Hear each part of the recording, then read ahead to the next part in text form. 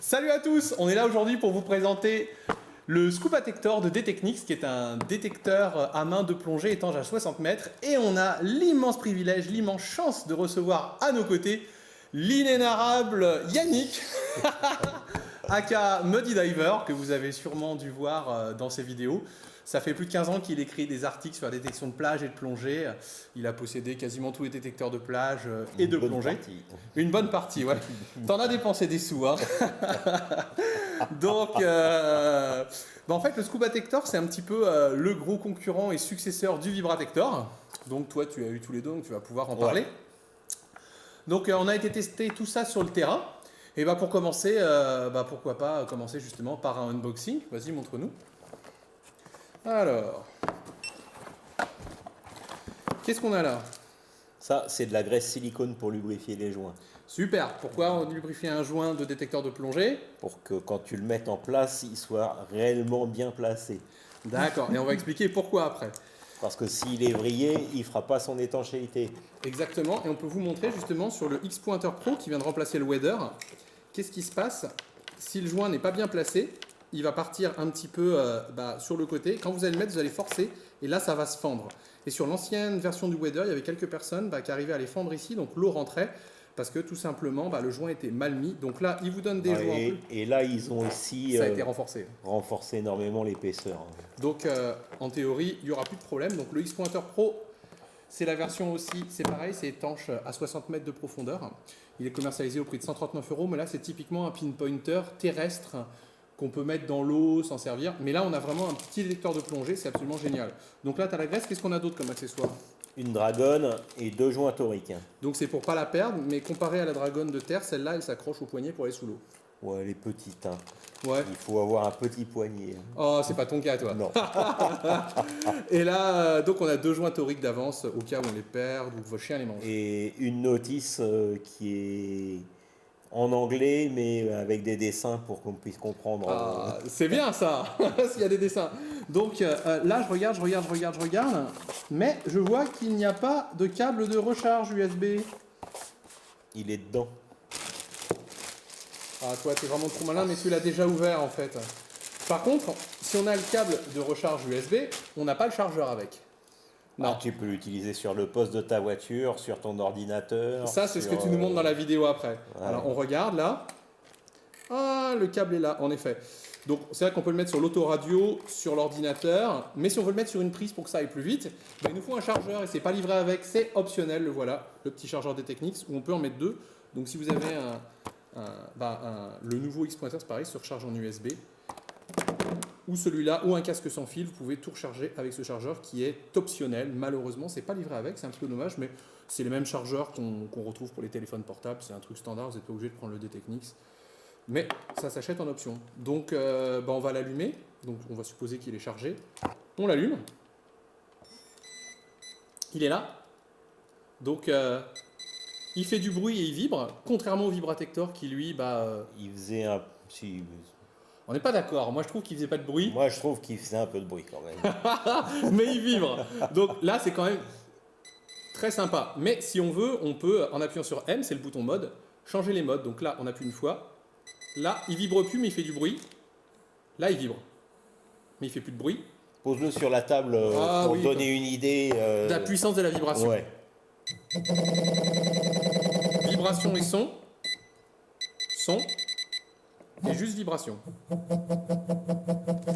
Alors on a aussi on peut aussi régler la puissance. Bon, on n'a toujours pas compris à quoi ça servait parce que c'est un truc qu'on utilise quasiment à puissance à fond, surtout en plongée. Donc pour utiliser la puissance, une fois qu'il est allumé, surtout, vous allez voir pourquoi, parce que en fait, si vous appuyez sur plusieurs boutons, il y a 2 modes dans l'appareil et on va vous expliquer, c'est une catastrophe. Mais Yannick, il va vous expliquer. Donc là, il faut bien qu'il soit allumé. Donc vous voyez, il est allumé. On appuie sur M, on reste appuyé sur M, c'est important, et on va appuyer une fois là. Là, vous voyez, un bip, 2 bips, c'est 2 niveaux de puissance, 3 bips, 3 niveaux de puissance, et là, il reste longtemps, 4 niveaux de puissance, donc là, il est à fond. Donc là, on est pas mal sur la petite bague, si tu montres.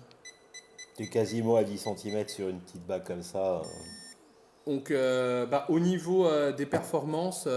c'est quasiment 30 à 50% de plus que le Vibra, ouais. que le Vibratector. Bon, là, on a fait une vidéo qui vous montre sur le terrain comment ça fonctionne. Mais vas-y, le mieux, c'est aller, on se jette à l'eau et on montre aux gens comment ça marche.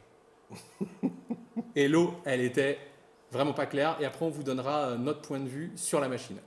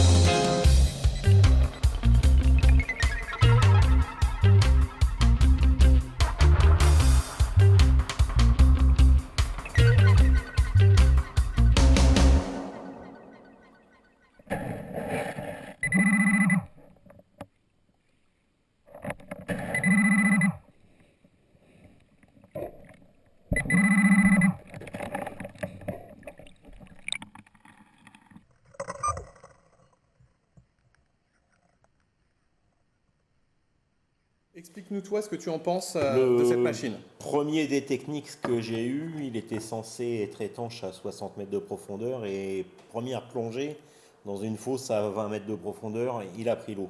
Ça, on peut le voir sur Detector News. Voilà. Donc l'épaisseur de plastique là était bien inférieure au nouveau modèle. Là, ils ont vraiment renforcé le plastique au niveau du chapeau, quelque chose de très très bien. Après, il y a un petit quelque chose auquel il faut penser, c'est que souvent les gens ne serrent pas trop parce que c'est du plastique. Oui. Mais là-dessus, il faut bien que le bouchon vienne se coller. Voilà, il faut que le bouchon vienne bien se coller, sinon le détecteur ne sera pas étanche. Et il faut bien rappeler encore une fois, comme on l'a dit en présentation, qu'il faut que le joint torique soit bien mis en place, donc il faut le graisser, parce que s'il se met sur le côté... Et ne venez pas serrer ça dans un étau ou avec une pince multiprise, c'est un serrage à la main. D'accord. Donc explique-nous un petit peu ce que tu as pensé de la machine. Le détecteur, il est très agréable, il a vraiment une puissance sonore et de vibration, C'est-à-dire que quand on balaye, il accroche bien les cibles. Il accroche beaucoup plus les cibles que le Vibratector. Tout à fait, ouais. Tu m'as expliqué aussi que c'est beaucoup plus simple à localiser parce que celui-là, il faut Voilà. balayer, c'est ça? Donc le Vibra, quand la cible est très près de la tête, eh ben, il reste statique. Mais quand la cible est légèrement éloignée, il faut être dynamique. D'accord, donc c'est beaucoup mieux quand on est un statique. D'ailleurs, Voilà. un pinpoint, en fait, le vrai nom, c'est mode tout métaux statique. Donc c'est vrai que là, on a quelque chose Tandis de que mieux. celui-là, il est vraiment statique. Vas-y, allume-le pour voir. Donc là, on a pris une petite pièce, vous allez voir. Plus on se rapproche, plus ça vibre, plus ça fait du bruit. Mais même avec la cible assez éloignée, il reste statique. Oui, et plus on se rapproche, plus ça vibre et plus ça fait du bruit. Donc c'est comme les premiers Pro Pointers. Donc pour un détecteur de cette gamme-là, on a une belle profondeur. Ouais, c'est nickel. Petit reproche, il n'y a pas de protège-disque et t'as pas l'impression que ça va se rayer au bout d'un moment? Si. Le mien qui a fait 3 sorties, il est déjà légèrement rayé ici. Ouais, donc c'est un petit peu dommage Mais, de ne pas avoir mis un petit protège-disque. Je dirais, c'est l'outil de l'été. C'est pas un détecteur qui servira à longueur d'année. Tout à fait, ouais. Et qu'est-ce que tu peux nous dire, donc, la profondeur? La profondeur, elle est bien. Ça sera jamais un Excalibur ou un Sea Hunter. C'est un complément.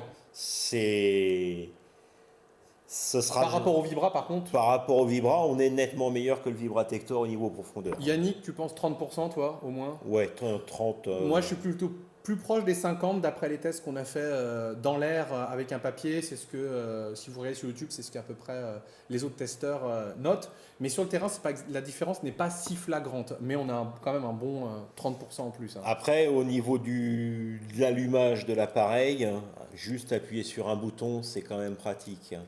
Le Vibra, il avait le défaut que quand on le mettait dans le sac, si on basculait, machin, il s'allumait tout seul, etc. etc. Donc, plus puissant, plus précis à utiliser, plus agréable. On peut régler la puissance, même si ça ne sert pas à grand chose. Il y a du son, l'autre, il n'y avait pas trop de son. Par contre, on a quand même un problème. Un petit défaut. C'est qu'il y a deux modes. Il y a un mode, on va dire, snorkeling, c'est pour la surface. L'apnée, oui, c'est un mode pour détecter en surface, qui est assez sympa. Et on a le mode plongée. Alors, le mode plongée, c'est le mode normal, de 10 à 60 mètres de profondeur. Et le mode snorkeling, apnée, c'est jusqu'à 10 mètres de profondeur. Le problème, c'est que c'est très mal fait. Vas-y, raconte-nous ce qui t'est arrivé. Alors, comme tout utilisateur, quand je reçois un détecteur, je me fais plaisir, je l'allume, je joue avec les boutons, je prends la notice et ceci et t'as cela. un nouveau jouet, c'est bien.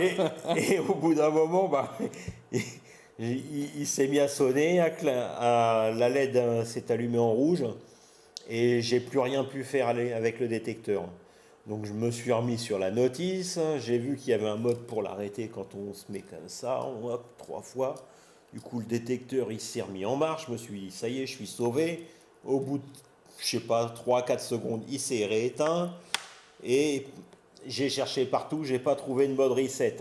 Donc je l'ai simplement laissé se décharger. Et une fois que la batterie était vide, je l'ai remis en charge et il est reparti tout seul. Juste, on va vous donner nos conclusions sur l'appareil. Donc pour moi, c'est clair, c'est un appareil qui est largement meilleur que le Vibratector, mais il faut dire que le Vibratector a plus de 10 ans. Il vaut même un petit peu moins cher que le Vibratector, parce qu'il vaut 199 €. Mais il a beaucoup de qualités et quelques défauts. Vas-y, résume-nous ça, toi, qu'est-ce que tu en penses?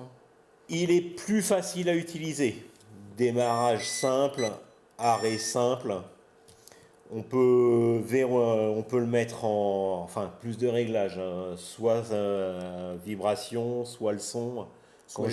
Quand j'étais à la plage, pour vous donner un ordre d'idée, il y avait des gens à côté qui disaient c'est bizarre, j'entends sonner dans l'eau. Ouais, bon. Non, mais les gens sont bizarres. Et côté des défauts, mine de rien, c'est ces deux modes qui servent à rien. Côté des défauts, les modes qui servent à rien et qui peuvent vous faire planter la bécane juste avant de l'utiliser, quoi. Mais tu m'as dit en fait que tu allais te demander si tu allais pas revendre ton Vibratector justement pour ne garder que le Scuba. Je ne sais pas si je réutiliserai le Vibra, quoi. Ouais, parce que plus agréable à utiliser, plus puissant. Plus puissant, donc, meilleur pinpointer. Et puis il est orange et quand on est dans une eau qui est très foncée, on est content d'avoir un produit comme ça.